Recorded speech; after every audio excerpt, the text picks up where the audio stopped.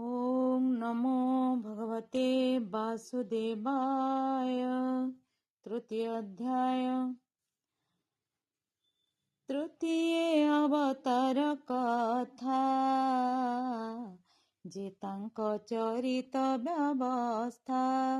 पंचम प्रश्नर उत्तर बोलंती सुत मुनिवर। सुत कहन्ति शुद्ध चित्ते हरसि मुनिक अग्रते। सुत उवाच शृण सकाळ मुनिजने हरिचरित सावधाने। सृष्टिर काळे से मुरारी महापुरुष रूप धारी। महत आदि अंगे पासी विराट रूपे ब्रह्मराशि। कला बहई षडदश अनादि परम पुरुष। मन अंतरिक्ष समीर अनल वसुमती जल। बुद्धि इंद्रिय जहा चिंती कर्म इंद्रिय पांच घेती। हेमंत कलाए षोडश ए आदि सृष्टि उपदेश। से सृष्टि सर्ग इच्छा करी जळी जोग निद्रा विस्तारी। ता नाभि कमल कमल प्रकाशी आच्छा दिला जळ। ब्रह्मा होइला तहु जात जे प्रजापतिंकर नाथ। तार शरीर सृष्ट लोक विस्तार होइला अनेक। से शुद्ध सत्व विष्णु रूप जार भियाण माया कल्प। ज्ञान चक्षुर द्वारे भरी जे रूप देखे ब्रह्मचारी। सहस्र पाद उरुभुज चिर बदन नासा तेज। सहस्र लोचन श्रवण वसन कुंडल भूषण। मणि कंकण झटकंती दिशई अति रूपकांती। ए सृष्टि मध्य मायाधर करई जेते अवतार। ताहंक मूल विजयहि जगते ब्रह्म से बोलाई। जाହାର संसार बळे गगन पृथ्वी पाताळे। देव मनुष्य पशु आदि निगम वचने संपादी। प्रथमे कुमार रूपे से सृष्टि उदय उपदेशे। दुस्तर ब्रह्मचर्य व्रते तपसाधिला दृढ चित्ते। द्वितीय सृष्टिर आगमे साधिला जोगेश्वर नामे। पूर्वे प्रलय काल जळे महिजे थिला रसा तळे। तक्षणे कुळ रूप धरी दन्ते तोଳିले नरहरि। उद्धरी जळे बसाइला बाराह कल्प बोलाइला। तृतीय ऋषि सर्गे हरि नारद मुनि रूप धरी। विष्णु भक्त जनहित निष्काम शास्त्र कले उक्त। चतुर्थे धर्म पत्नी मूर्ति गर्भ होइले उत्पत्ति। से रूप नर नारायण संचिले धर्म आचरण। तपसाधिले दृढ चित्ते सृष्टि कल्पना अभिमते। पंचमे सिद्ध अवतारे जन्मिले कर्दमर घरे। नामे से कपिल बोलाई पिता मातांको ज्ञान कही। षष्ठे से अत्रिपुत्र होई अनुसुयांको माता पाई। जन्मिले दत्तात्रेय रूपे अलर्के ज्ञान शास्त्र कल्पे। प्रह्लाद आदि दैत्य गणे ज्ञान कहिले जणे जणे। सप्तमे यज्ञ रूप धरी आकुति गर्भे अवतरी। जामादि सुर गण तुले स्वयंभू मन्मंत्र पाळिले। अष्टमे नाभि गृहे जात ऋषभ मेरु देवी सुत। अति कठोर तप कले ज्ञानी पथ देखाइले। नवमे पृथु रूप धरी बळे दुहिले वसुंधरे। बळे धरणी कले सम नाम बहिले उसत्तम। दशमे मत्स्य रूप होई नाभे औषधि बीज बही। प्रलय जळे बिहरिला रवि कुमारକୁ रखिला। एकादशरे चक्रधर जे रूपे जन उपकार। इंद्रर अर्थे देवासुरे क्षीर समुद्र मंथिबारे। से विभु कूर्म रूप होई मंदर गिरि पृष्ठे बही। द्वादश सर्गे विश्वकल्पे जन्मिले धन्वंतरी रूपे। अमृत क्षीरार्णव आणी देवंको पियाइले पुणी। मोहिनी रूपे त्रयोदशे असुर मोहे काम बसे। चतुर्दशे नृसिंह बापो ବିଦାରେ ହିରଣ୍ୟକଶିପୁ ବାମନ ରୂପେ ପଞ୍ଚଦଶେ ବଳିକି ଛଳିଲେ ବିଶ୍ୱାସେ ଷୋଡ଼ଶ ଅବତାରେ ହରି ପରଶୁରାମ ରୂପ ଧରି ପିତା ବଧରେ ଅହଙ୍କାରେ ଧରଣୀ ଏକବିଂଶ ବାରେ ରମିଲେ ମହାକୋପାନଳେ ରାଜାଙ୍କୁ ଧରି ବାହୁବଳେ ଦୁଷ୍ଟ କ୍ଷତ୍ରିଙ୍କ କାଟି ମୁଣ୍ଡ ରୁଧିରେ ପୂର୍ଣ୍ଣ କରି କୁଣ୍ଡ ତର୍ପଣ କଲେ ପିତୃଗଣେ ତପେ ରହିଲେ ଘର ବନେ ଶପଥ ଦଶେ ବେଦବ୍ୟାସ ଜନ୍ମିଲେ ପରାଶର ଅଂଶ ନିଗମ ବୃକ୍ଷ ଥିଲା ଏକ ବିଚାରି କଲେ ଶତଶାଖ ପ୍ରାଣୀଙ୍କି ଦେଖି ଅଳ୍ପ ବୁଦ୍ଧି ଯେ ଧର୍ମେ ସଂସାର ପ୍ରବୁଦ୍ଧି ସେ ପୁଣି ଦିବାକର ବଂଶେ ଶ୍ରୀରାମଚନ୍ଦ୍ର ଅଷ୍ଟାଦଶେ ଜଳଧି ବାନ୍ଧି ସୀତା ଛଳେ ଲଙ୍କା ଧ୍ୱଂସିଲେ ଭୁଜ ବଳେ ରାବଣ ମାରି ଦେବରାଜ ସାଧନ କଲେ ଦେବ କାର୍ଯ୍ୟ ଊନବିଂଶତି ବିଂଶେ ହରି ଯାଦବ ବଂଶେ ଅବତରି କୃଷ୍ଣ ସ୍ୱରୂପେ ରାମ ତୁଲେ ଅବନୀ ଭାରା ଉଚ୍ଛ୍ୱାସିଲେ କଳି ଆଗମେ ଭାବଗ୍ରାହୀ ପାଷଣ୍ଡ ଜନ ମନମୋହି ବୁଦ୍ଧ ସ୍ୱରୂପ ଅବତାରେ ଜନ୍ମିବେ କିକିଟ ନଗରେ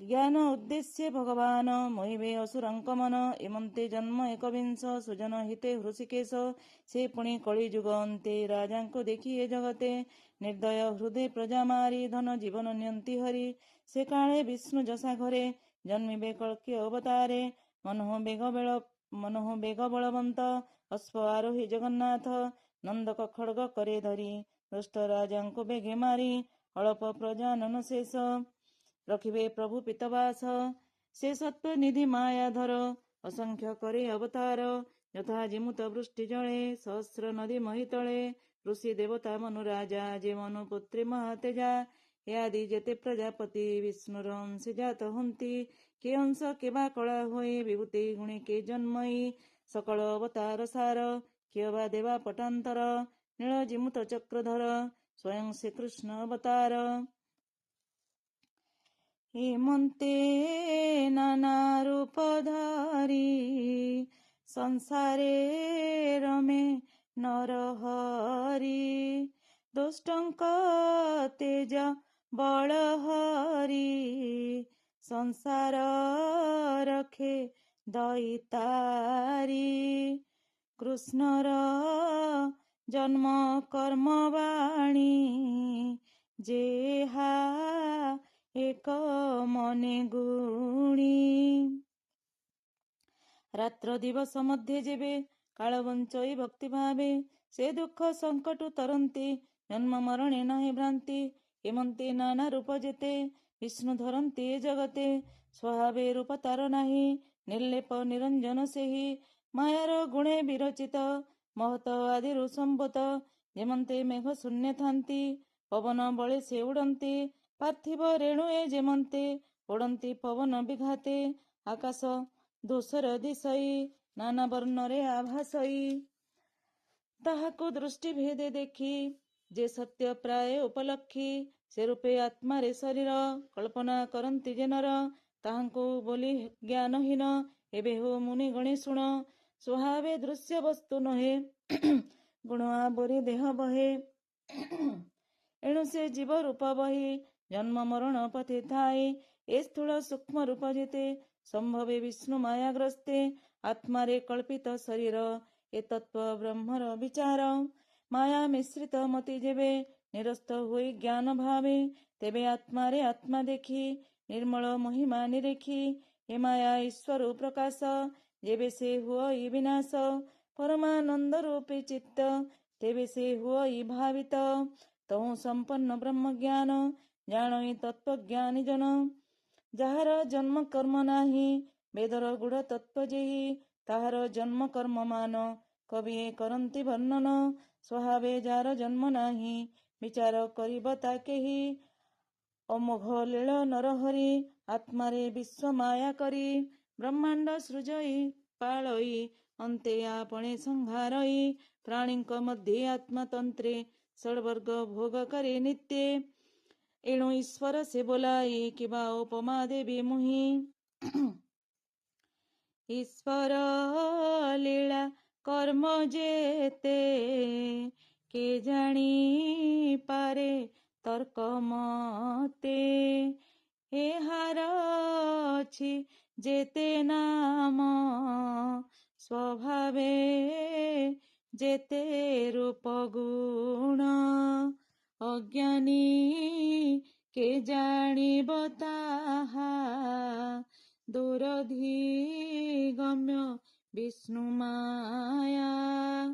ନଟ ଯେ ଶନେ ମାୟା କରି ମୋହଇ କୁହୁକ ବିସ୍ତାରୀ, ସେ ଚକ୍ର ପାଣିର ଚରିତ କେ ଜାଣିପାରେ ତାର ତତ୍ତ୍ୱ, ସେ ହରି ପାଦ ପଦ୍ମଗନ୍ଧ ଯେ ନିତ୍ୟ ପିଏ ମକରନ୍ଦ, ହିଂସା କପଟ ଦୂରେ ତେଜି ସର୍ବାନୁକୂଳେ କୃଷ୍ଣ ଭଜି, ଭକତି ଭାବେଣ ଭଜନ୍ତି ସେ କୃଷ୍ଣ ମହିମା ଜାଣନ୍ତି, ଧନ୍ୟ ଜୀବନ ତାହାଙ୍କର ଯେ ହରି ଚରଣେ କିଙ୍କର, ସର୍ବ ଆତ୍ମାକୁ ଆତ୍ମ ଭାବେ ଭଜନ୍ତି ନିତ୍ୟ ବାସୁଦେବେ, ଏମନ୍ତ ଭାବେ ଯେ ଭଜଇ ଏ ମାୟା ତାକୁ ନ ଲାଗଇ, ଏ ଯେ ପୁରାଣ ଭାଗବତ ନିର୍ମଳ ପଦ ବିଷ୍ଣୁ ତତ୍ତ୍ୱ, ବିଷ୍ଣୁ ଚରିତ ପରଶଂସୀ ପ୍ରକାଶ କଲେ ବ୍ରହ୍ମ ଋଷି, ଜୀବର ମୁଖ୍ୟ ଫଳ ଅର୍ଥେ ଧନ୍ୟ ମଙ୍ଗଳ ଏ ଜଗତେ, ସର୍ବ ନିଗମ ଇତିହାସେ ସାର ଉଦ୍ଧାରି ମନ ତୁଷେ, ଆତ୍ମଜ୍ଞାନୀଙ୍କ ମଧ୍ୟବର ଯେ ସୁଖ ରୂପେ ଅବତାର, ତାହାଙ୍କୁ ଭାଗବତ ଦୀକ୍ଷା ଦେଇ କହିଲେ ଆତ୍ମଶିକ୍ଷା, ସେ ପୁଣି ପରୀକ୍ଷିତ ଆଗେ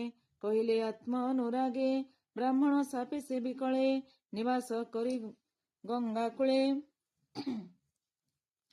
ପରମ ଋଷି ମେଳେ ଥାଇ କୃଷ୍ଣ ଚରଣେ ମନ ଦେଇ, ଏ ଭାଗବତ ଶାସ୍ତ୍ର ଶୁଣି ତରିଲା ଭବ ତରଙ୍ଗିଣୀ।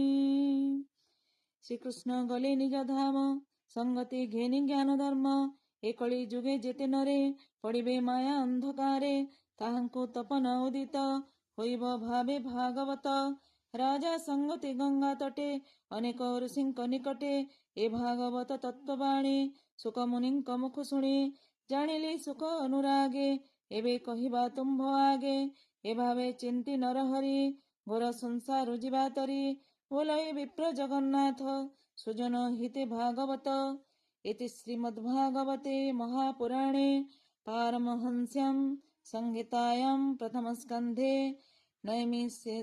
नैमिषारण्योपाख्याने भगवतार वर्णनं नाम तृतीयोऽध्यायः।